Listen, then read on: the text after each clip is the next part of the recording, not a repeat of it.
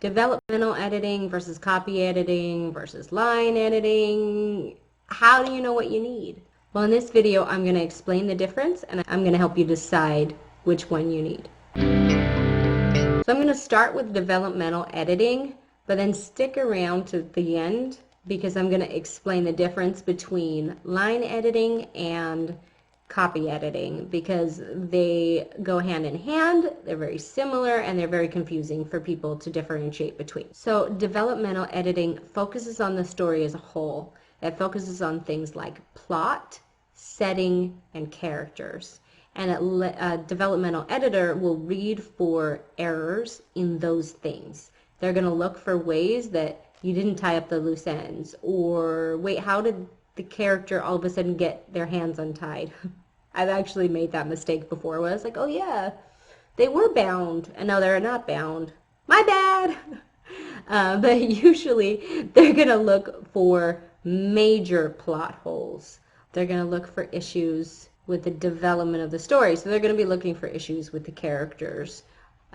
Developmental editor will look at your plot arc, which is how your story goes from the beginning to the end. They're going to look for plot holes, which means problems throughout that need to be resolved or you can't get from point A to point B. And then they're also going to look at chapter arcs. So what I call chapter arcs are point A to point B in that chapter and how that feeds into the whole plot arc.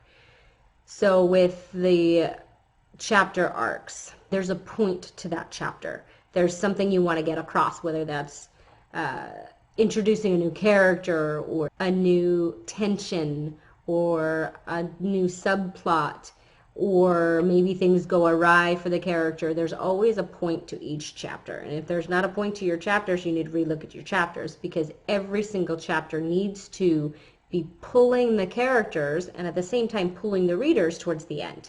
So the developmental editor is going to say, this doesn't work, or yeah, 2 thumbs up. But they're going to find a lot of those types of errors. If you are finding value in this video, please support my channel by hitting like. That lets YouTube know I'm doing an okay job. Whereas with copy editing and line editing, those are more traditionally what you think of when you think of an editor. I just know in your mind you're thinking of the red pen and they're taking the red pen to your work.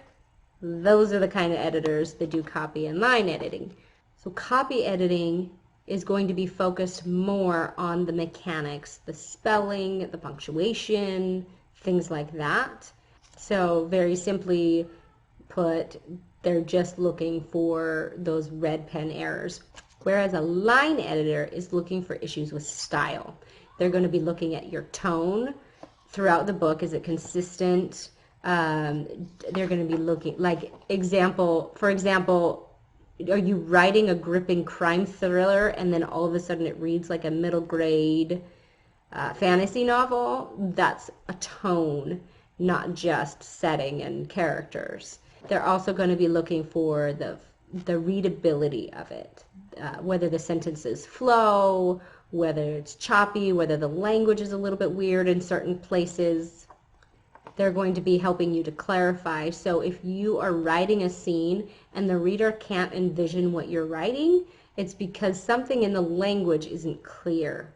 Something isn't really describing that scene the way that a person might envision it. And so a line editor is going to be looking for those types of things.